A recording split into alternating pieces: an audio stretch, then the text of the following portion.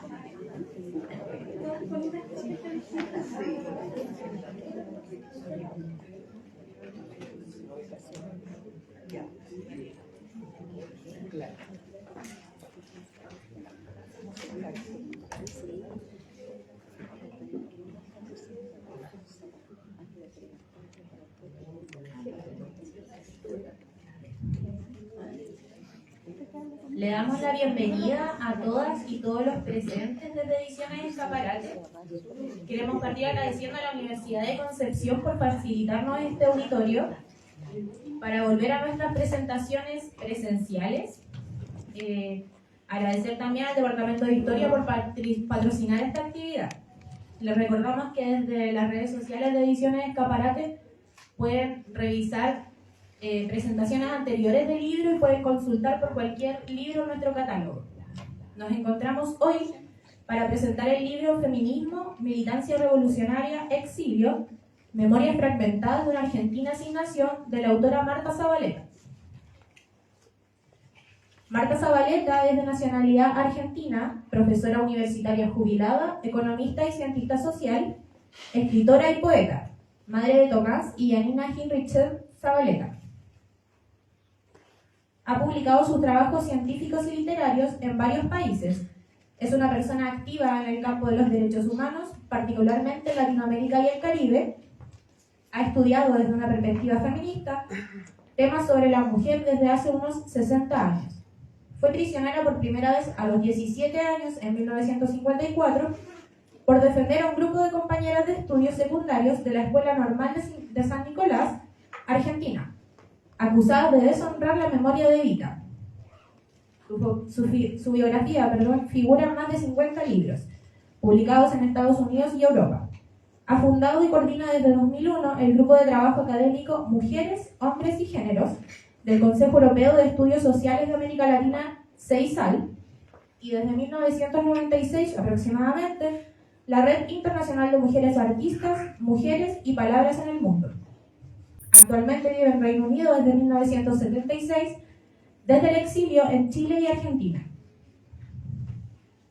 El libro Feminismo, Militancia Revolucionaria, Exilio, Memorias Fragmentadas de una Argentina sin Nación, es un libro que cobra aún más sentido presentarlo en marzo, considerando que todavía continúan las actividades del Marzo Feminista, y además cobra sentido en 2023 en la conmemoración de los 50 años del golpe de Estado. Para comenzar esta actividad quiero dejar con ustedes a Esther Hernández Cid, trabajadora social, defensora de derechos humanos, nutrida en temas de género, feminismo, liderazgo y manejo de redes, de amplia trayectoria social, cultural y política vinculada a las artes escritas y escénicas de memoria y derechos humanos, fundadora de varias colectivas de mujeres en Concepción, últimamente de la colectiva Urbiendo Memorias, que visibiliza a través del activismo la violencia política sexual que vivieron las mujeres exprisioneras políticas durante la dictadura cívico-militar. Esther, por favor, para que nos presente el libro. Hola.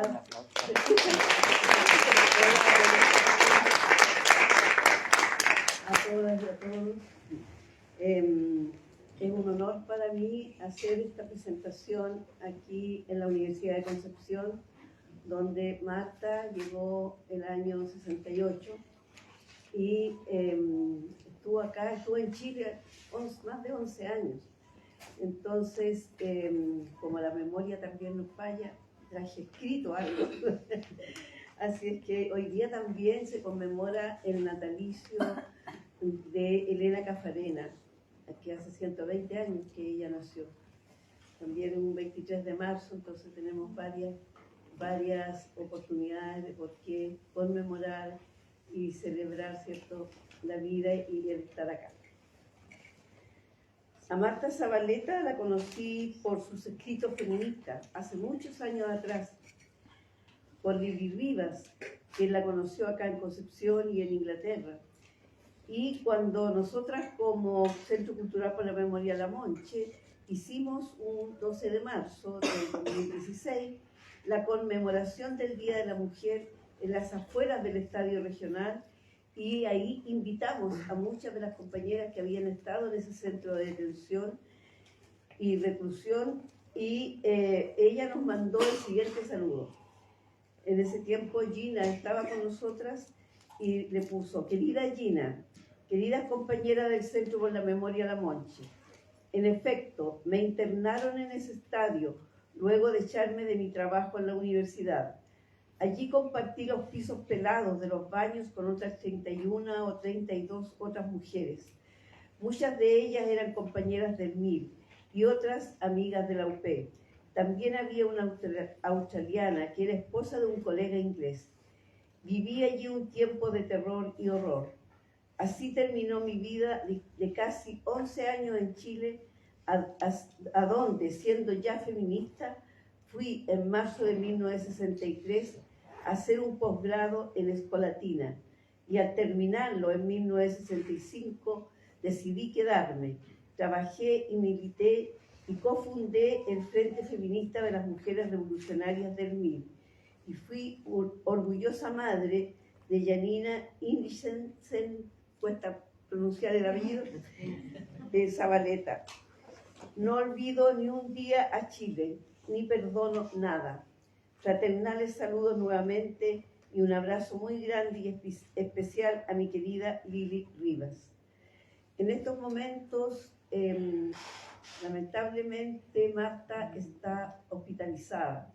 Entonces ella no pudo, no sé si su familia podrá estar viendo, porque allá tenemos una diferencia de horario, y ella no pudo mandar un saludo tampoco. Pero yo leí ese saludo que fue desde ese año. El libro que ustedes tienen en sus manos fue una guagua que costó mucho nacer, pero mucho más de 9 meses, entre tomar decisiones, las enfermedades tanto de ella como mía, y que a esta edad nos hacen malas jugadas, la pandemia, la lejanía física, la tecnología, que a veces nos ayuda y otras veces nos entorpece. Y finalmente nació con forceps, con cesárea, justo el año de la conmemoración del golpe. No es casualidad. Agradecemos a Marta, a su hija Yanina, a su hijo Tomás, a Alberto y a muchas y muchas más amigas escritoras que nos dieron su apoyo para editar este libro en la colección Rojo y Negro de Ediciones Escaparate. El libro Feminismo, Militancia Revolucionaria, Exilio, Memoria Fragmentada de una Argentina sin nación es un libro que reúne las memorias de Marta Zavaleta en un conjunto de reflexiones expresadas en diversas escrituras, ensayos, estudios, poesía y el relato de su propia experiencia, agrupados en 8 capítulos, donde nos relata el porqué de sus decisiones personales, políticas y profesionales, de militar en el MIR, ser activista e investigar desde el feminismo las experiencias políticas en Latinoamérica. Para Ediciones Escaparate, el Centro por la Memoria La Monche, la colectiva Uniendo Memorias, el Departamento de Historia de esta universidad, es un honor presentar este libro con las experiencias, aprendizaje, con las vivencias felices y dolorosas de la doctora Marta Zavaleta Yerló. Desde su niñez, adolescencia, juventud, sus primeros pasos en Argentina como profesional de las ciencias económicas y después en Santiago de Chile, junto a investigadores, escritores, militantes del MIR, educadores como Paulo Freire, con quien desarrolló una amistad que duró hasta los últimos días del maestro de la educación popular. En una constante búsqueda de su espíritu rebelde, creativo, investigador de las causas de las problemáticas latinoamericanas, se traslada por trabajo a Concepción, específicamente a esta Universidad de Concepción. Empezó sus clases en la Facultad de Economía en el año 68 y siguió con su participación política en el MIR. Su militancia feminista, milista de clase, la impulsó a crear el Frente de Mujeres Revolucionarias durante los años de la Unidad Popular. Fue dirigente de la JAP de su sector. Estimó y admiró a muchas y muchos de quienes fueron sus compañeros, compañeras de partido. Quiso extrañablemente a Bautista Fanchou en Basey, a Muriel Dockendorf, a César Negrete y tantos otros y otras que fueron sus estudiantes, amigos, amigas, compañeras, compañeros y que hoy están muertos, muertas o desaparecidos o desaparecidas. Ha estado siempre en saber qué pasó con ellos, dónde están, en comunicación con sus familias. Lleva consigo el gran dolor de las ausencias, la rabia por las injusticias, la frustración por no saber toda la verdad. El libro nos trae a la memoria todo ese pasado que vivimos muchas de las que estamos y muchos de los que estamos aquí y allá, en estos 50 años del golpe de Estado cívico-militar que nos arrebató la vida, los sueños, las utopías. Sufrimos la derrota, pero no nos avasallaron. Algunos y algunas logramos sobrevivir y supervivir, como Marta, en este sistema neoliberal, clasista, patriarcal, racista, y aún seguimos luchando por construir un mundo con justicia, con libertad, con dignidad, sororidad y fraterno, y donde todos los derechos humanos sean respetados. Gracias, Marta, por tus enseñanzas, por tus sabias palabras, por tu generosidad para compartir tu vida, tus intimidades, tus preguntas, a veces sin respuesta, y a toda tu rebeldía y a tu militancia revolucionaria. Termino con un trozo de un poema dedicado a Muriel Dockendorf Navarrete, detenida, desaparecida, estudiante de la Universidad de Concepción, que ella le dedicó y que se llama Juguemos a jugar que somos madres. Es solamente un trozo porque es largo el poema. Dice: Muriel, en el desempeñadero mapuche pusiste tu fusil en alto, cual llamarada. Fuiste alumna, hija, tía, hermana, amiga, novia, esposa, compañera, amenazada, entregada, golpeada, sucumbida, calumniada. Muriel acribillada. Regaron los baños con tu sangre, te entramparon, desnudaron, enlazaron, penetraron, 5, 10, 15, 20, 100 veces. Muerta, asesinos todos hombres, todos blancos. Vomitabas y aún profanada, no delatabas, no llorabas, nada nos cambiaba. Gritaba el golpeador, el gran dios de los genuinos zánganos, de los colegas sin sustancia, de los desarropados con miedo, el dueño feroz de esa luz incesante con que trataron de desnudarte el alma. No nos fusiles, no nos golpees, ya, basta, mataron tu inocencia, deja que alguien escupa a quien te mate, el amante te abraza, los padres te suplican, el centinela tiembla y cuenta 1, 2, 3 y vuelas. Eres otra vez una paloma rojo y negra, vestida de 1000 soles. No la embaracé, no la rocé, no la hiera, mejor mátela, coronel, y la embaraza, la roza, la hiere, es una niña, gime, sangre, se abomina y la hiena la mata.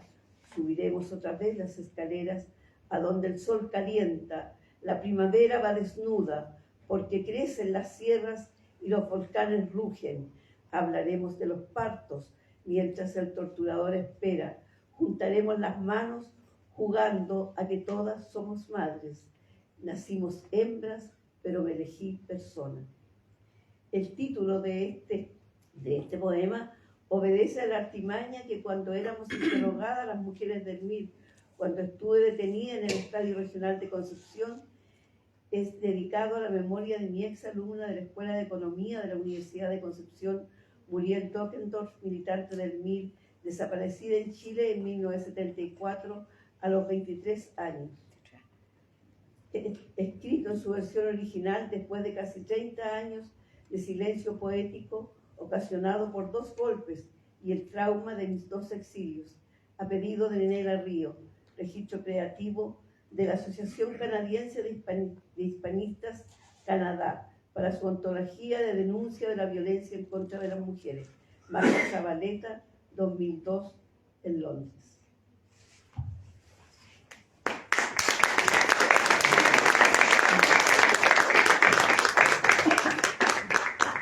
Muchas gracias a usted.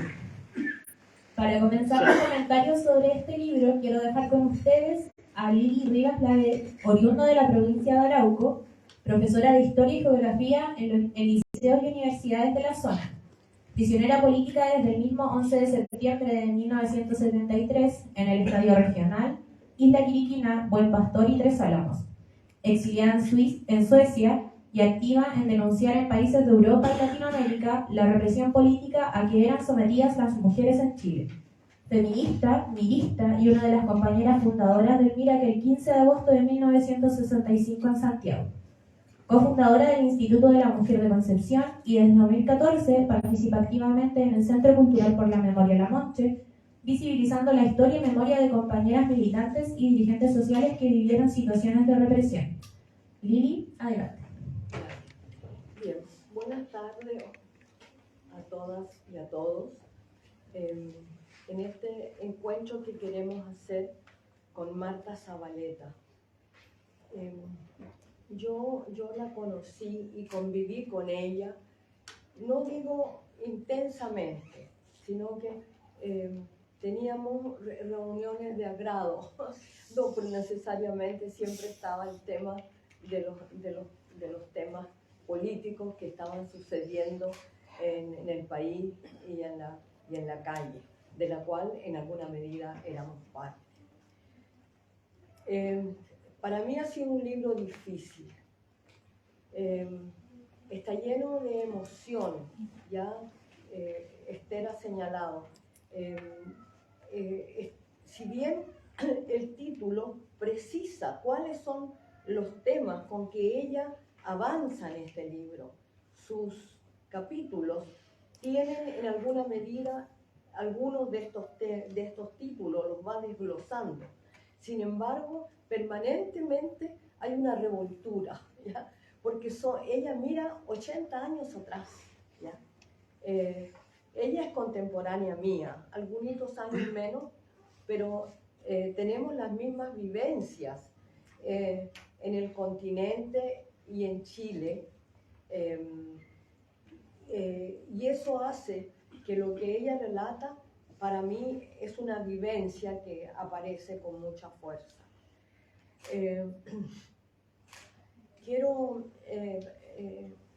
Cuando he dicho que ella, para hacer esta autobiografía, porque esta es una autobiografía, pero una autobiografía con todos los elementos intelectuales, artísticos que ella tiene.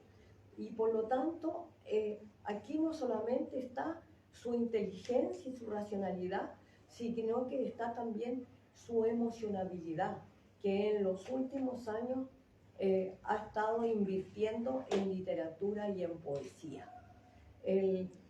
Entonces, es un libro bastante poco convencional desde la academia. Me permito hacer una comparación, me hizo pensar en una autobiografía que leí, que conozco, de Carl Gustav,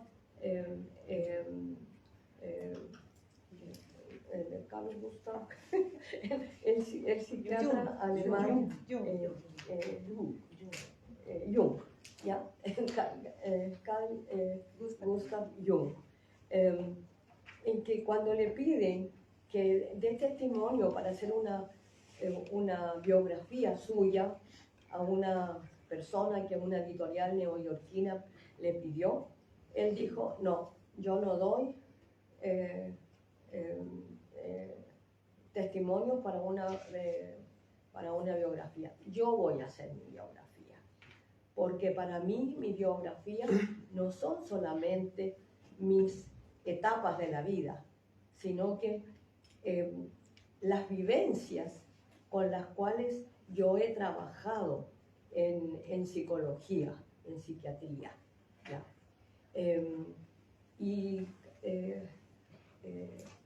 Carl Gustav Jung es el hombre que trabajó en la interpretación de los sueños. Entonces, para él, parte de su biografía, autobiografía, son determinados sueños.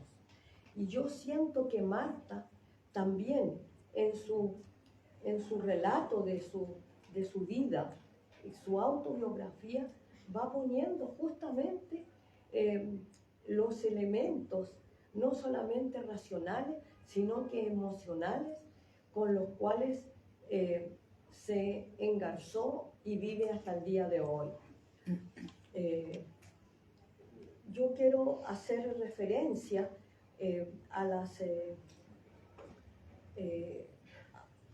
a cómo se va desarrollando este proceso.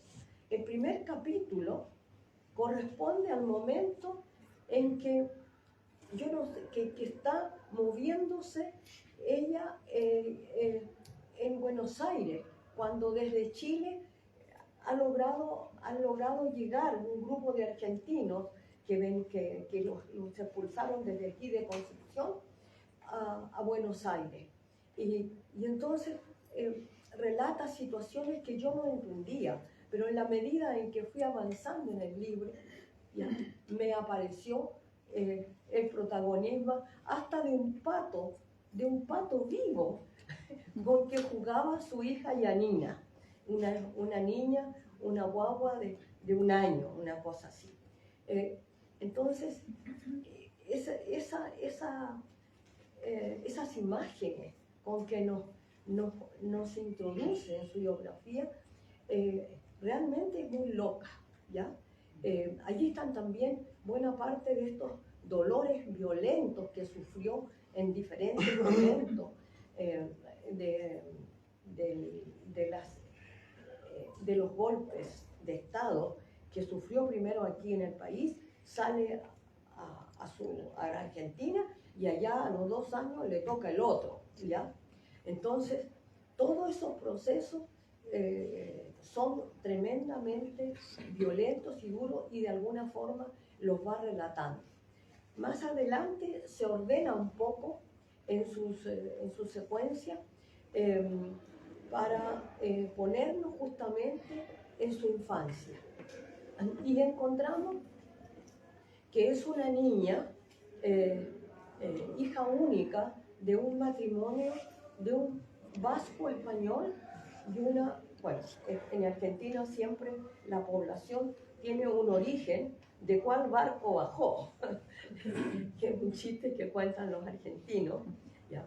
Y el abuelo de ella bajó de un barco español donde venían vascos. Su padre era de origen vasco-español y vasco-francés. Su madre era de origen italiana, ¿ya? Pero aprecio en general en el desarrollo que la influencia del padre dominó en alguna medida, ¿ya? Porque además vivió y la acompañó por muchos años. La madre, ella lamenta allí que la perdió cuando ella tenía 22 años. Pero esta madre, que fue profesora básica, de maestra, como dicen en Argentina, ¿ya? Por razones determinadas, tuvo que trabajar en unas escuelas rurales abandonadas y por acuerdos con el padre, un tiempo vivía con él y otro tiempo vivió con ella. Y ella tiene mucha fantasía, muchos recuerdos de esa vida con la madre, que era mucho más permisiva, ¿ya? Eso sí que también la ayudó a leer literatura, ¿ya? Y cuando ya ella era una adolescente joven, la madre fue quien le regaló el libro de su inclinación feminista, el libro de Simone de Beauvoir, El segundo sexo.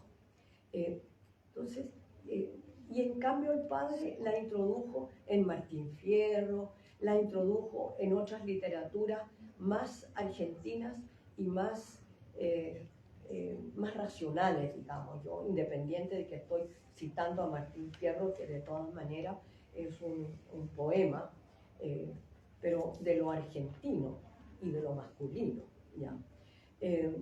Entonces, y el padre la estimuló a su condición de mujer inteligente.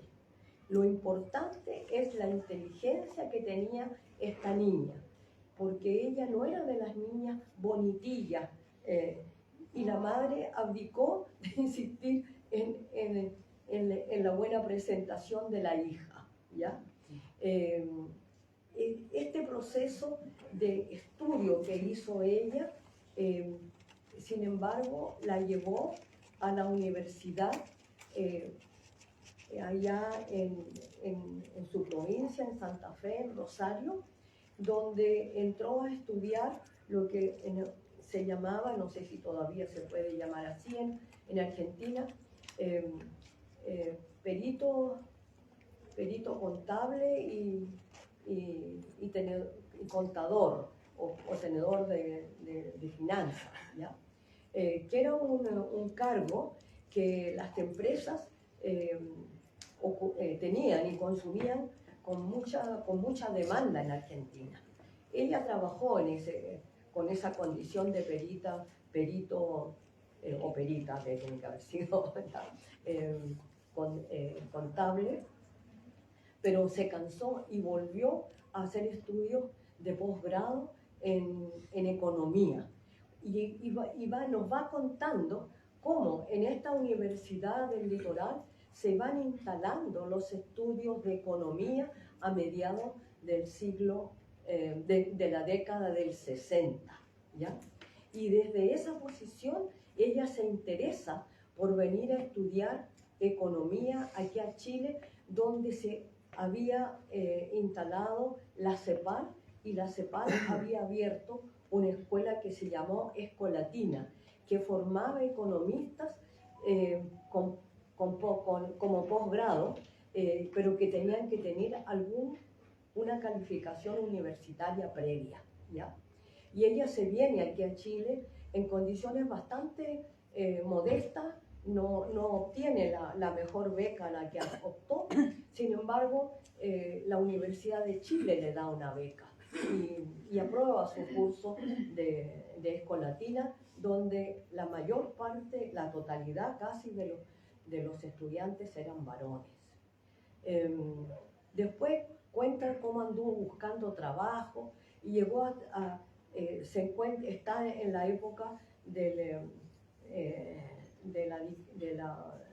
gobierno de Eduardo Frei Montalva con la reforma agraria, y entra a trabajar a ICIRA, que es la asesora teórica para trabajar con los sindicatos y con los funcionarios que llevaban adelante la reforma agraria desde las diferentes instituciones públicas que se crearon para ello.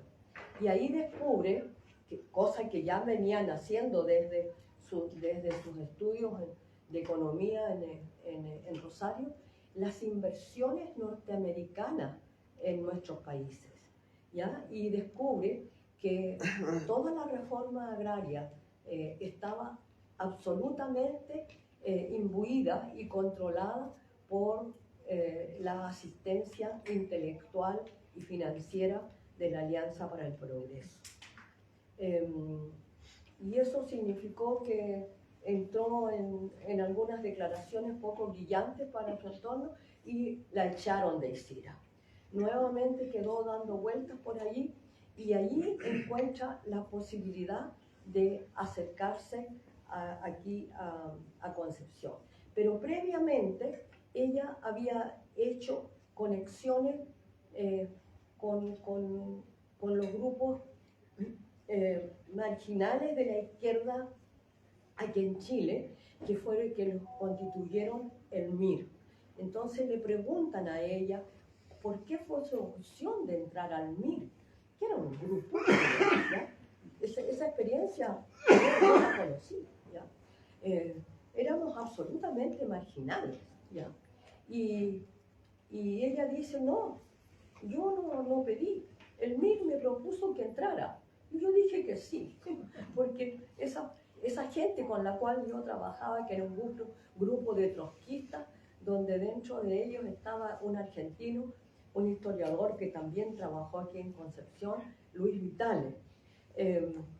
Y allí entró a imbuirse de las posturas donde estaba el anarquismo y el trotskismo representado en los personajes que trabajaban en Santiago.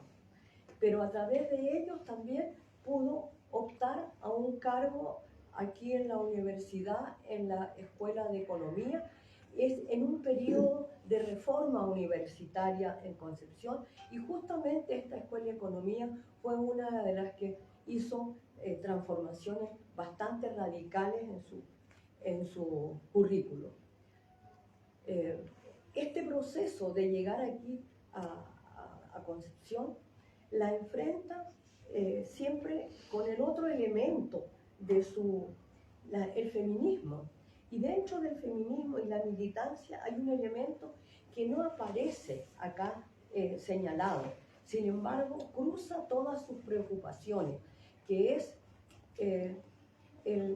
la maternidad, ¿ya? Y descubre que en este proceso de vivir como profesional extranjera en una ciudad como Concepción de los años 60, tremendamente provinciana. Yo digo esto porque yo también viví en esa misma época. Yo llegué a trabajar en mi condición de profesora de Historia y Geografía aquí en Concepción, justamente en 1960, ¿ya? Venía de Santiago de haber estudiado en la Universidad de Chile, pero yo soy de más allá, del sur de Arauco. O sea, también soy bastante provinciana, ¿ya? Bueno, entonces esa vida era una vida mucho más, menos urbana, ¿ya? Con mucho menos sociabilidad. No había café sin que uno se instalaba a conversar con amistades, y se hacían amistades en los cafés. Argentina en aquella época ya permitía esas cosas, Santiago también, ¿ya? Entonces, cuenta ella ese proceso de soledad y el encuentro, pero sí su vinculación con el MIR. Y en ese encuentro con el MIR, ¿ya? Tiene amistades que las reconfortan mucho, y son personajes que fueron alumnos de esta universidad, los primeros dirigentes estudiantiles reclutados entre el MIR, ¿ya? Y que voy a nombrar porque yo creo que están olvidados. Uno es Jorge Fuente, el Trosco Fuente, que muere porque es capturado en la convivencia de las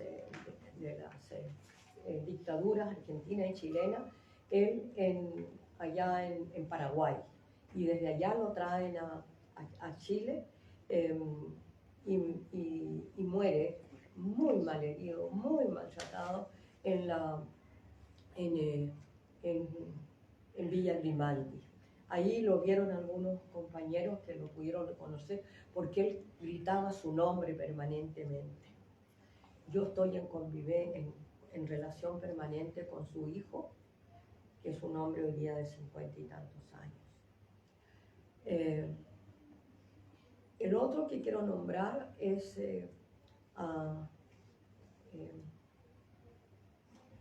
los nombres se me escapan porque me acuerdo con mucho afecto de ellos, ¿ya?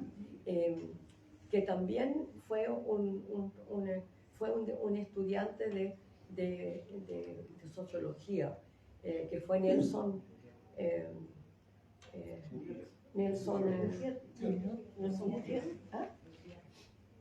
Gutiérrez, ¿ya? Que muere por suerte aquí de regreso a Concepción, donde y fue un intelectual que realmente quienes se nutrieron de sus pensamientos fueron sus más asociados miristas con que convivía y algunos compañeros que estaban más allá del MIR. Mantienen la memoria de él, especialmente uno de su yerno, porque tuvo un solo yerno, tuvo 2 hijos solamente. Y él era un intelectual muy interesante aquí en Concepción, y fue también uno de los primeros presidentes de la FEC. También él no alcanzó a estar preso, pero salió herido en muy malas condiciones de Chile por estas audacias que se lograron ejecutar en los primeros años de la dirigencia del MIR. Dentro de esta, y ella tiene muchos recuerdos de él, porque estos dos muchachos la acogieron y la invitaban a la casa que compartían en San Pedro, a conversar, a tomar té, a comer algunas cosas amables, ¿ya? Yo quiero nombrarlos porque para ella fueron compañía importante en su vida aquí en Concepción. Ella avanza y va siempre va alimentando cómo sus vivencias fueron construyendo y extendiendo su comprensión feminista.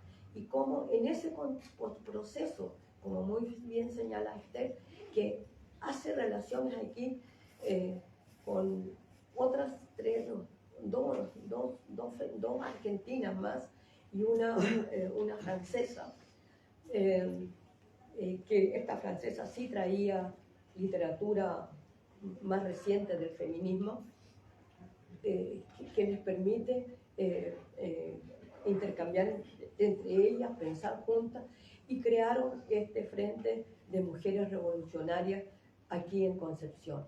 Yo creo que eso las miristas lo reivindicamos poco, pero sí las pocas que nos encontramos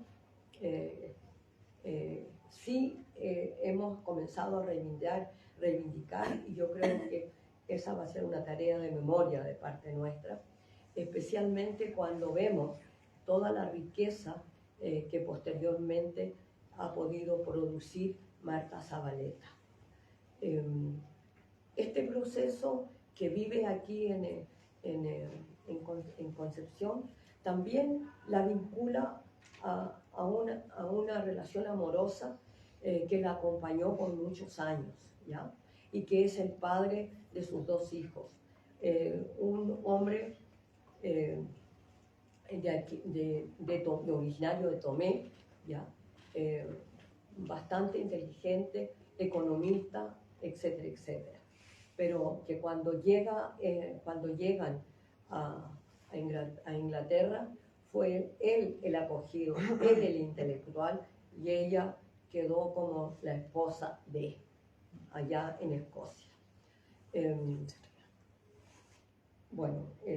Hoy día es una persona presente en la vida de Marta de todas maneras, de que cada uno tiene su vida independiente. En este proceso de la militancia hay un capítulo que dice ¿por qué entré a militar en el MIR? Bueno, ya dije que dijo que no fui yo quien escogió el MIR, sino que el MIR me escogió a mí, ¿ya? Pero habla con mucha naturalidad y con muchos valores que encontró en la militancia de los miristas aquí en Concepción, ¿ya? En este proceso comienza a valorar y mete por supuesto su feminismo, porque con el machismo que había no puede dejar de no reaccionar como feminista, ¿ya?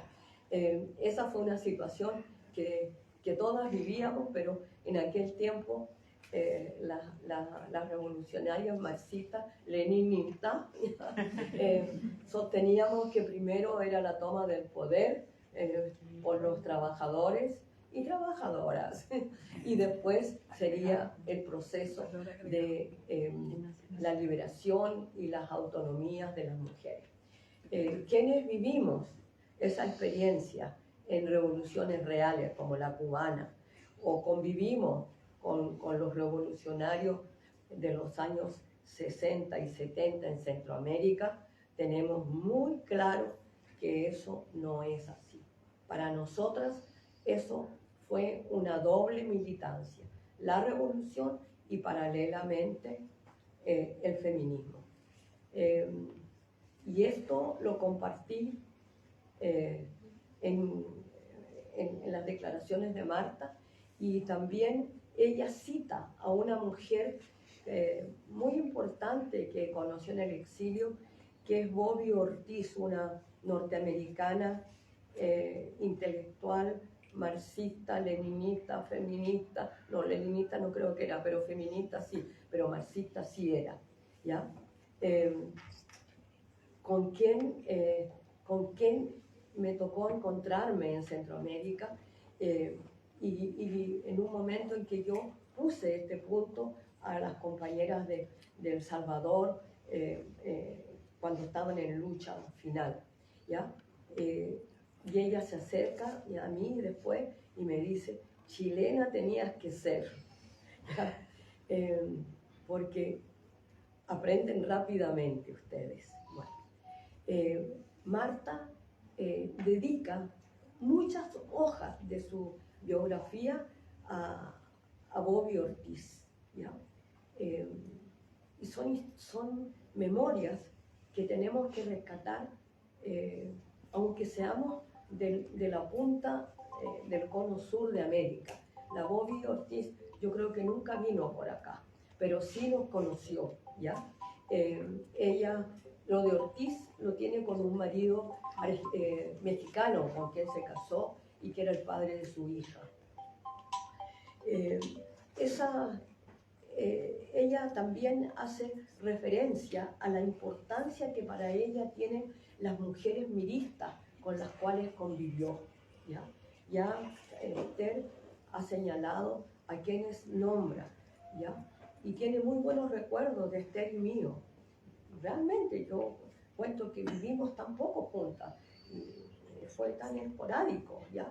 Y sin embargo, alguna experiencia, después yo la fui a ver, yo también salía a Gran Bretaña, y fui a verla ya a Escocia, Glasgow, y la encontré justamente sumida en esta condición de la esposa de, pero sí con el nuevo hijo, con el escocés que tuvo allá en las tierras altas de Escocia. Dentro de las mujeres que señala, yo creo que hay que ponerlo más de una vez, que es a la Muriel Dorf, una muchacha mirista muy destacada y que estudiaba economía justamente, fue alumna de ella. Entonces la conoció muy de cerca, conoció todo su valor y por supuesto que sufrió horrores con su detención y su desaparición. Ahora, dentro de estos recuerdos que hace de las mujeres miristas, sin embargo, tengo que hacerle una rectificación que no sé cómo se la vamos a hacer llegar en este momento en que ella está tan frágil, ¿ya? Me recuerda a mí y hace una cita mía que efectivamente yo la he declarado, pero no con relación a mi experiencia, sino que a experiencia de compañeras que estuvieron en la venda sexy, porque yo estuve en Tres Álamos, casi un año estuve en Tres Álamos, y ahí hice muy buenas relaciones con mis camaradas miristas, que éramos la mayoría casi del campo de concentración ese, ¿ya? Y a mí me tocó recibir en mi celda de alojada a 3 compañeras que venían de la venda sexy. Y ellas, a una de ellas, que es Cristina Godoy, con quien todavía nos encontramos y nos vemos, ella contaba cómo cuando estaban en prisión iban tomando los nombres de quienes estaban juntos con ella, tanto hombres como mujeres. Y en ese proceso de repente sacaban a una, a 3, unas volvían pero otras no. Entonces la tarea era cuando estaban nuevamente, cuando salieron del horror de la venda sexy y llegaron a libre plática y fueron reconocidas como prisioneras políticas, saber si esas compañeras estaban en alguna parte como prisioneras políticas reconocidas. Pero hay muchas de ellas y muchos de ellos cuyos nombres no se encuentran reconocidos y son justamente los que hoy día instalan la lista de los detenidos desaparecidos. Eso a mí me impactó mucho, cómo ellas hicieron ese recuento, ¿ya? Para ir preparando la lista horrible de los desaparecidos, ¿ya? Y ella me atribuye a mí esa experiencia. No, yo nunca estuve en una cárcel de tortura del horror. Yo, por razones de suerte, porque caí presa el primer día del 73, el 11 de septiembre, me tuvieron aquí en Concepción el primer año, ¿ya?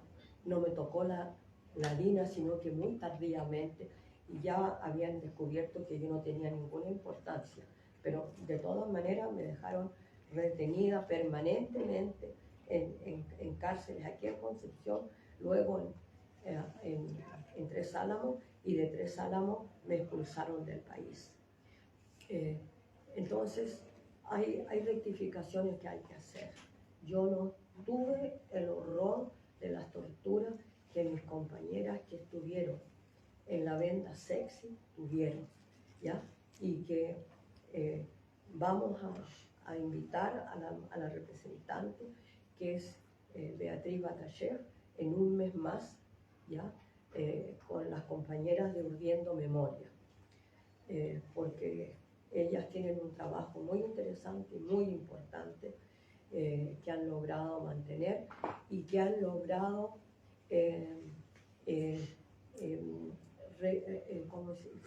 encontrar en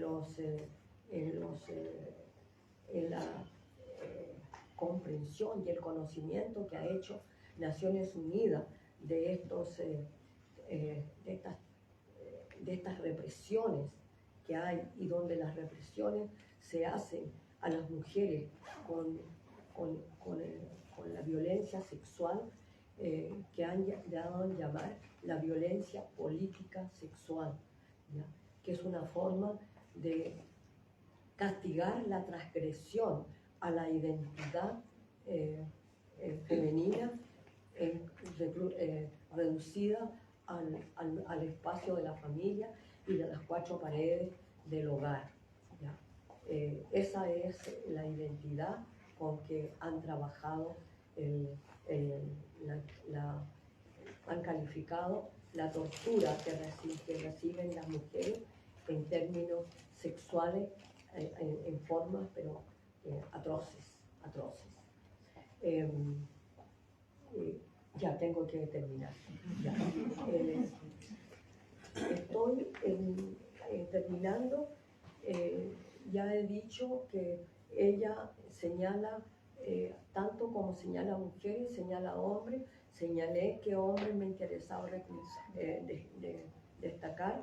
Por supuesto que también pone en su recuerdo y con frases muy certeras, ¿ya?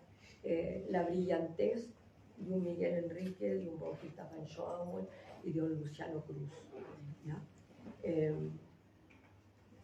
Es muy dramática el proceso que relata cómo sale de Chile, ¿ya? desde Concepción, junto con argentinos y con niños y su guagua de 9 meses.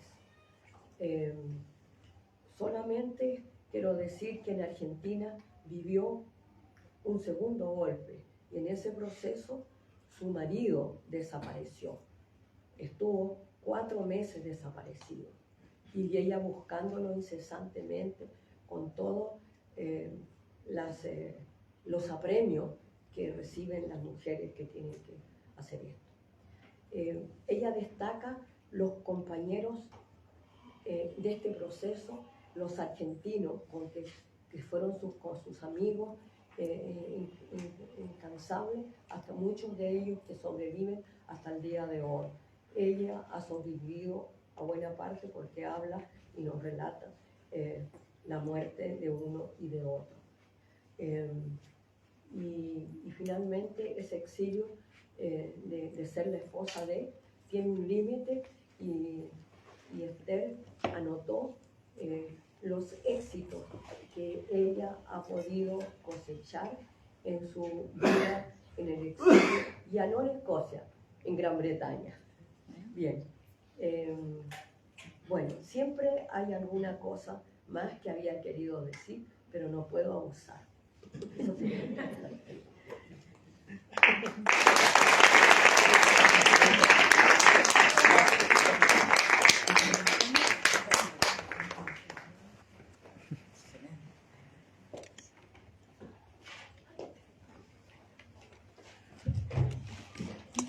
Muchas gracias, Lili, por tus comentarios.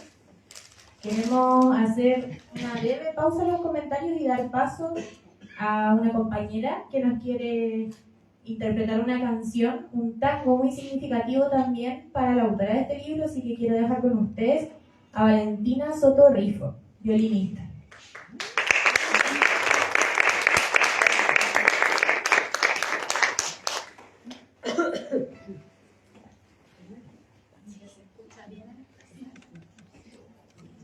Muchas gracias por estar aquí con el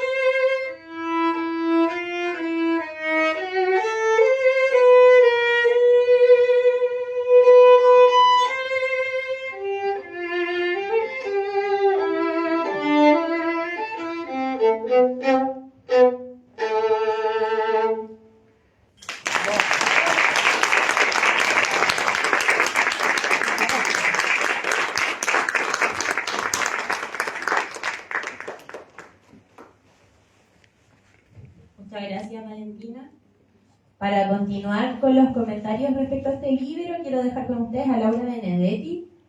Agradecerle igual por la espera porque sé que tiene cosas que hacer.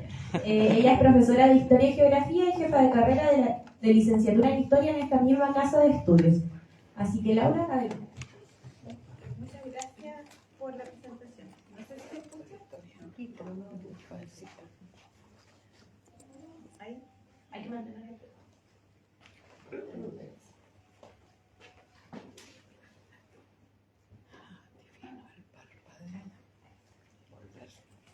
Bien.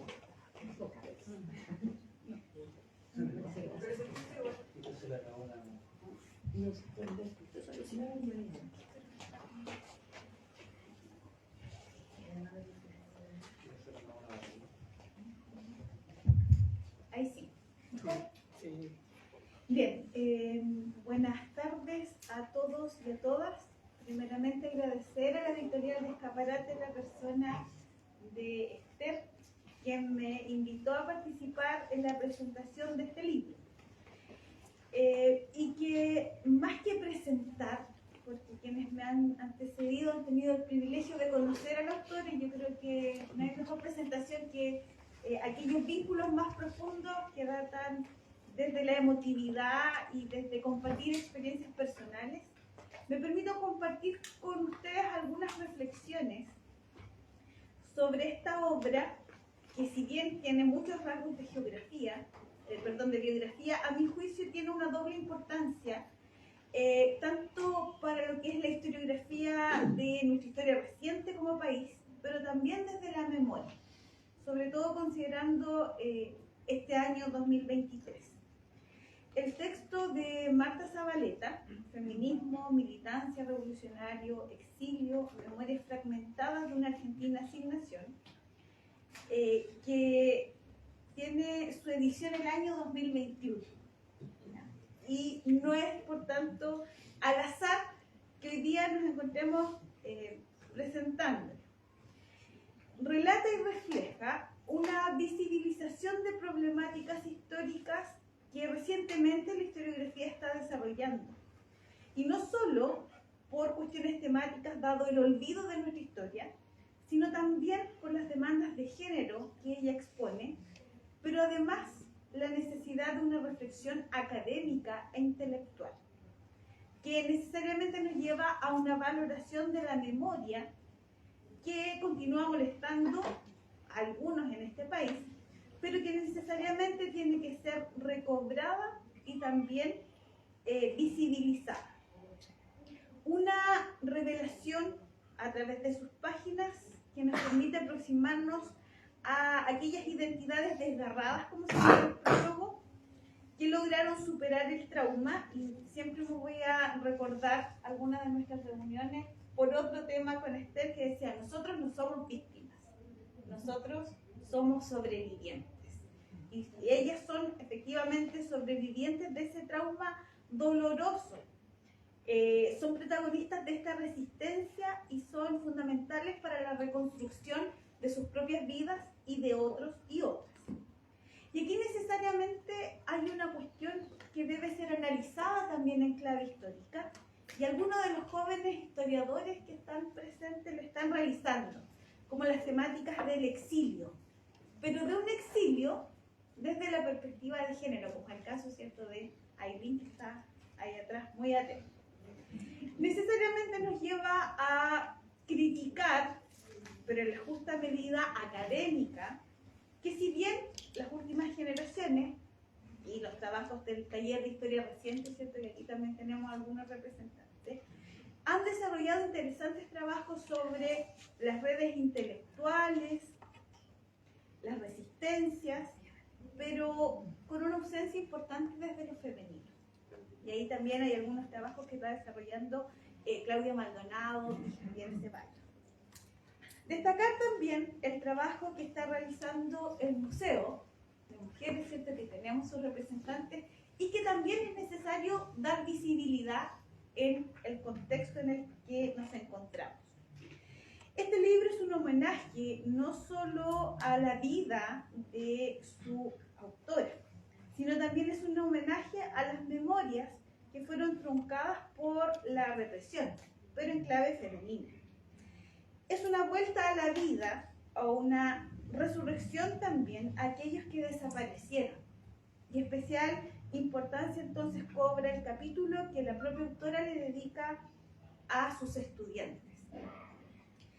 La autora es una mujer que encarna un proyecto vinculado a demandas sociales y políticas de su época, pero también feministas, olvidadas muchas veces por quienes estudian la historia política de América Latina.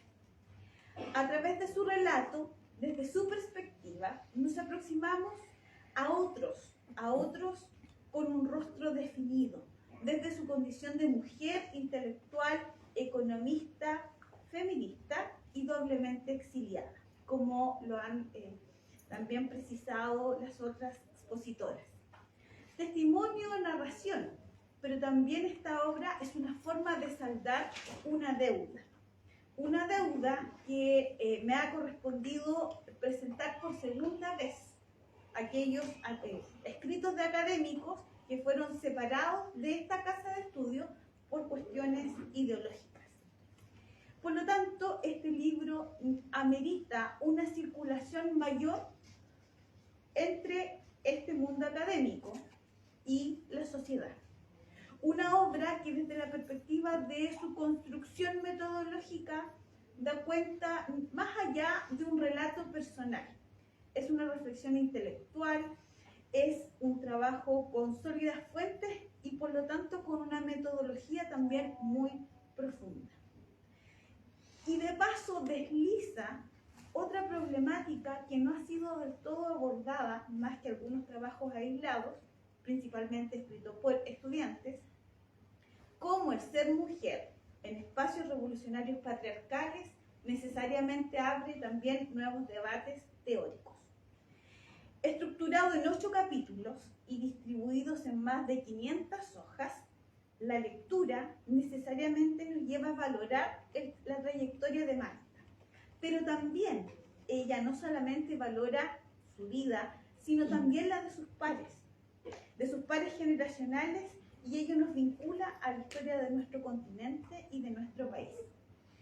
En el primer capítulo, Rescatando Voces de Mujeres, es interesante cómo ella hace la misma reflexión que hoy día se realiza en algunos círculos académicos. Pareciera que la escritura de mujeres es siempre sobre mujeres.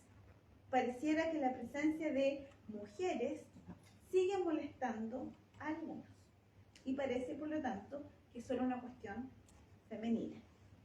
Marta revela entonces cómo las mujeres se transforman en sujetas históricas, hijas de una sociedad que fue objeto de cuestionamiento, y desde su condición de intelectual de izquierda, entonces comienza un andamiaje que ella escribe como haciendo puente al andar, rescatando la voz de otras.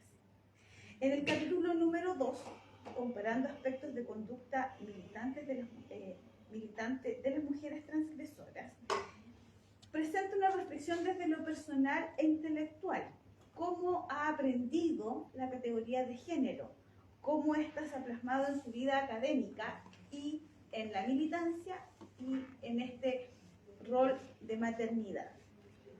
A través de sus páginas podemos identificar una crítica también hacia lo que era el MIR, como un espacio de santuario masculino, que necesariamente nos lleva a derribar el mito. Y por eso es que cobra tanto valor este movimiento que ella crea, y que con esta orientación feminista pareciera que no es una cuestión de interés al momento de analizar los grupos de izquierda que surgen en la Universidad de Concepción. Entonces ahí tenemos también un nuevo problema historiográfico. También nos lleva necesariamente a plantearnos cómo la mujer es percibida, esta mujer militante es percibida, y cómo va a ser objeto de violencia en este estereotipo que va a circular tanto en la prensa y en la doctrina de la contrainsurgencia, donde esta mujer rupturista en el discurso tradicional va a ser desvalorizada y por lo mismo un objeto de violencia. En el capítulo 3, el mito histórico y la relación con Chile, es interesante ver cómo ella logra, a través de esta entrevista que plasma este capítulo, aplicar, ¿cierto?, las técnicas de la historia oral, cómo su entrevistada entonces da cuenta no solamente del rescate, sino también metodológicamente de esa historia oral que por mucho tiempo fue despreciada por la academia. El capítulo 4, Mujeres que acompañaron mi militancia, un homenaje, plantea y reconoce la importancia de la sororidad, pero también la importancia con ello, de la sociabilidad. Y ahí, ¿cierto?, entrega una serie de nombres que son importantes de destacar. Yo no les voy a contar el libro entero, solamente voy a ir precisando algunas cuestiones que constituyen aportes para la disciplina histórica. Por ejemplo, en el capítulo 5, ella va a ir configurando, intelectuales y artistas, su derrotero cultural, pero por sobre el conocimiento va a ir destacando las redes de amistades que van enriqueciendo su mundo intelectual y personal. En el capítulo 6, ella rescata una memoria, que podríamos decir incluso una memoria casi institucional, que es el capítulo dedicado a sus estudiantes. Yo nunca había visto que una académica en su biografía recordara a estudiantes que fueron víctimas de la violencia de Estado. En el capítulo 7 se centra en el elemento masculino, al titularlo Algunos hombres milistas que conocí a través de mi militancia.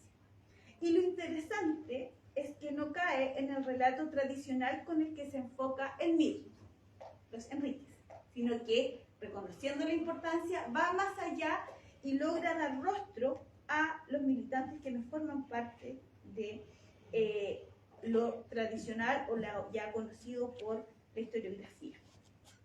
En el capítulo 8, Una Argentina sin nación, necesariamente pone una reflexión, un énfasis mucho más reflexivo de lo que ha sido su vida, y a partir de estos 8 capítulos podemos formular algunas conclusiones muy generales. Para la disciplina, necesariamente este libro abre un abanico de nuevas problemáticas históricas, no solamente para las nuevas generaciones, sino también para aquellos que estamos ya, ¿cierto?, en este ámbito. De igual manera, pone en el tapete la relación entre la historiografía nacional, la historia reciente, y las mujeres. El trabajo que hoy presentamos constituye no solamente una reflexión, más allá de una biografía o de una narración en primera persona, implica también una valorización, una especie de ir saldando deudas históricas, no solamente con los protagonistas, sino que deudas históricas que también mantiene la Universidad de Concepción. Eso sería mi presentación.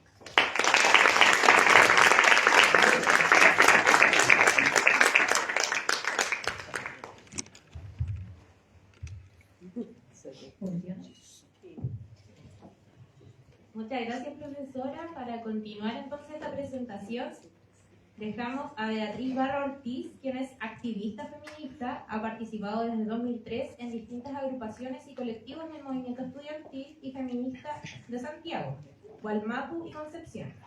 Actualmente es integrante del Museo de las Mujeres Chile, es antropóloga y feminista, así que Beatriz, adelante.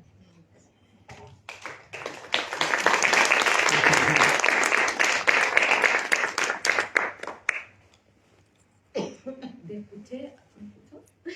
Sí. Ya. Te escuché hablar sobre el trabajo doméstico invisible en Villarrica, el verano de 1971. Fue una charla muy sencilla en vocabulario. Recuerdo que las mujeres quedaron encantadas por escuchar a alguien que le ponía palabras a lo que ellas no podían decir. Existía un alto grado de analfabetismo, timidez, humildad y violencia intrafamiliar, tanto que ni siquiera se atrevieron a contarle a sus maridos lo que escucharon en esa reunión. fue hace 40 años. Recuerdo de una compañera que conoció a Marta Zavaleta en Villarrica. Para mí leer el libro fue complejo y denso. Siendo activa en el movimiento feminista con conciencia de los significados que tiene la recuperación de la memoria de las mujeres, situarme en los contextos históricos y políticos de Chile, Argentina e Inglaterra que relata Marta no fue para nada de fácil. Sin duda tengo, y creo que tenemos, quizás las generaciones más jóvenes, una gran deuda con el conocimiento y la apropiación de las historias de los pueblos latinoamericanos y en especial de la historia de las mujeres. Fue imposible no emocionarme al leer estas memorias de mujeres que resistieron y lucharon previa y durante las dictaduras militares en el Cono Sur. Mujeres que tejieron esperanzas y sueños de transformación para nosotras y la sociedad en su conjunto.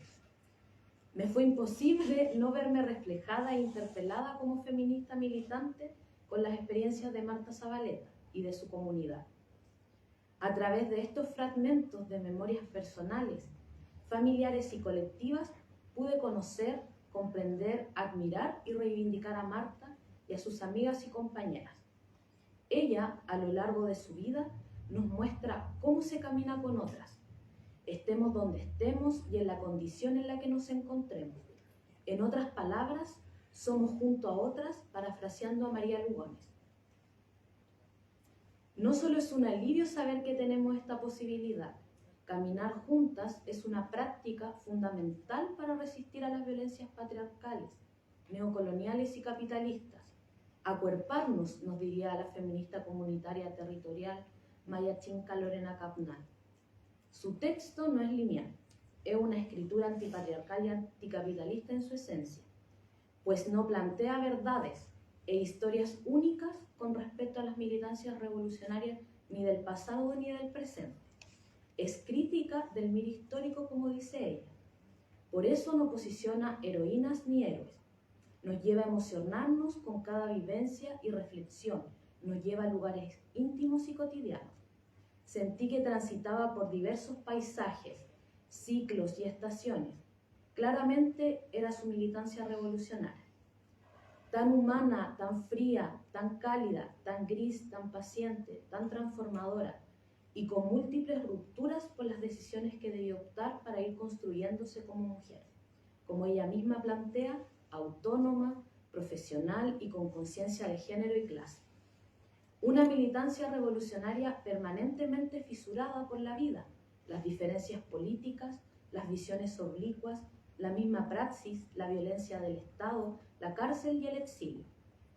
Sus escrituras en distintos formatos: autobiografía, cartas, poesía, diálogos, biografía e imágenes, son fragmentos de memorias articuladas desde los cuerpos, los afectos y las utopías, abrazadas desde los feminismos.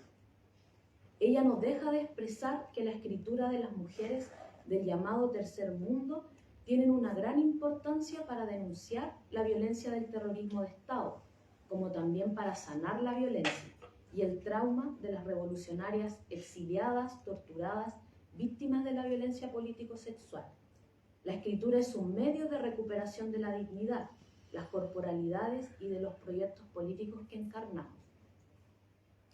En base a mi lectura, muy humildemente quisiera destacar algunos nudos interesantes del presente y del pasado que nos invita a repensar Marta con respecto a las militancias revolucionarias de las mujeres.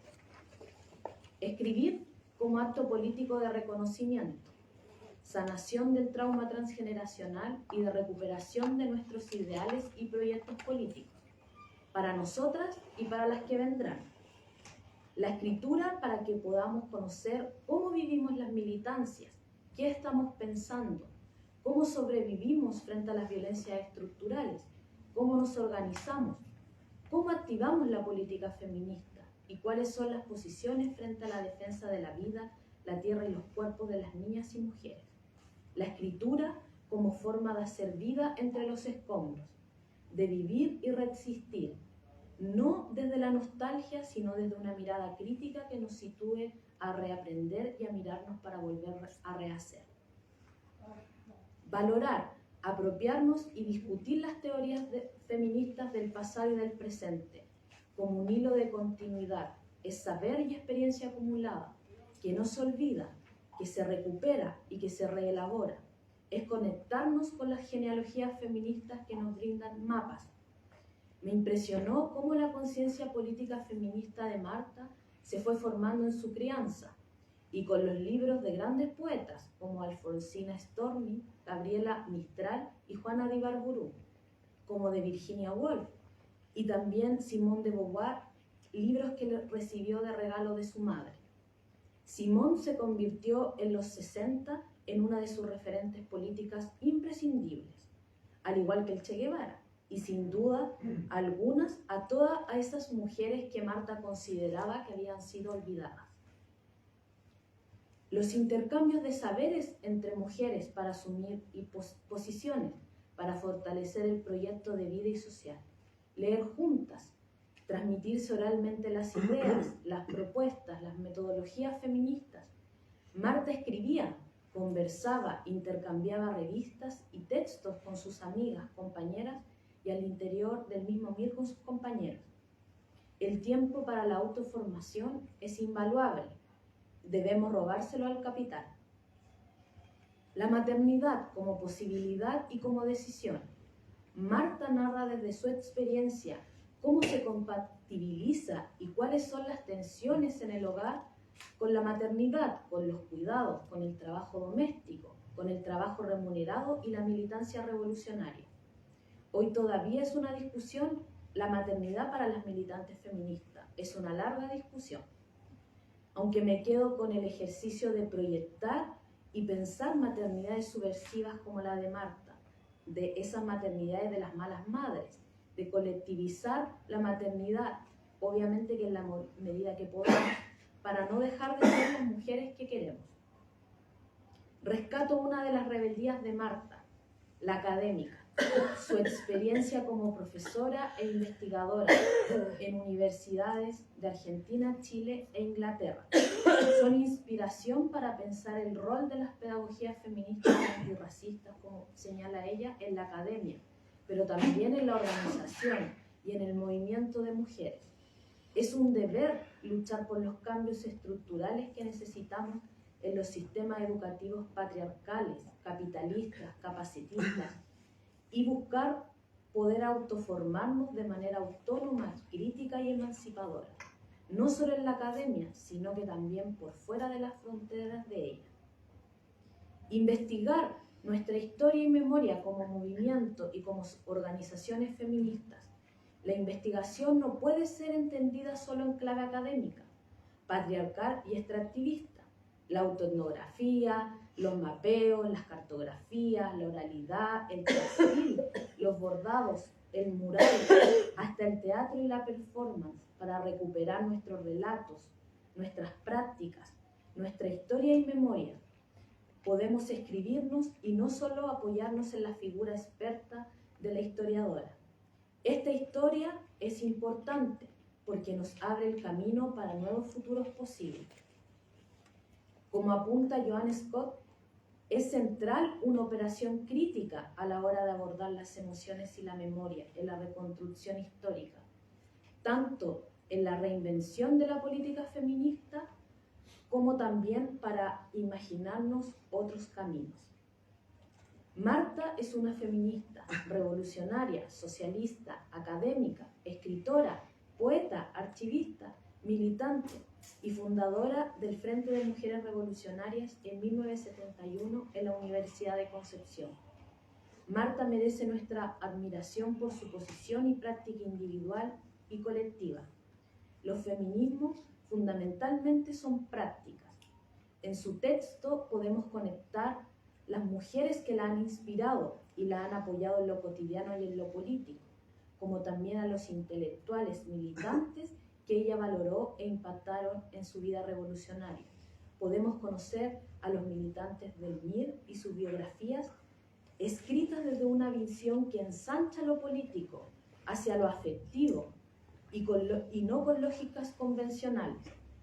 Siempre de un modo crítico, nunca dejó de cuestionar al marxismo tradicional, y su posición con respecto a las mujeres, ni tampoco nunca dejó de mirar críticamente la propuesta estratégica y táctica del MIR histórico. Gracias, Marta, por tejer e hilar en muchos lenguajes tus memorias. Ella no puede entenderse sin otras y otros. Por eso sus textos son fragmentos. Su trabajo de recuperar memoria son ejercicios para romper con clandestinidad y el mundo subterráneo. Las memorias subterráneas para Pola son memorias que han sido desvalorizadas, desplazadas y dominadas. En el momento que estas memorias logran transgredir hacia el espacio público, dejando el carácter de clandestinidad, se unen a las disputas de las memorias. El que estas memorias no sean parte de la hegemonía no quiere decir que no existan, sino que más bien están desplazadas al silencio, pero no al olvido.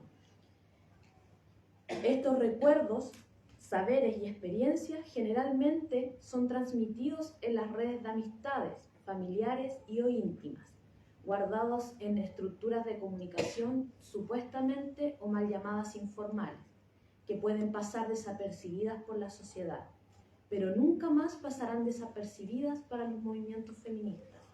Ese es nuestro rol y es el legado político que tenemos que dejar por la lucha de la memoria. Para finalizar, recupero un poema escrito por Marta.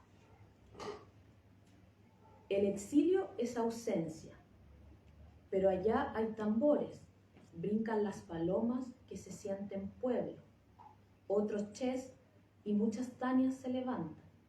Víctor Toro se monta a un caballo de una estatua en el bronce. Y en Chile, 4 hermanos mapuche están en la huelga de hambre y 700 secundarios están presos, aunque gobierna una mujer que creían que iba a ser la historia de las mujeres. Y como antes, mientras los Andes se cubren de un rojo verde oliva, se van creando 1, 2, cientos, miles de fogatas que avivan la esperanza. Que la paz llegue como mi abuelo vasco, con un pedazo de pan al brazo, que levantó en alto, porque este verso que les canto es contra la suerte de los mares. Cuando llegues, si llegas, lucharás por ser alguien nuevo, y en alguna parte te estaré esperando para darte un abrazo. Marta Zavaleta, Londres, 2015. Gracias.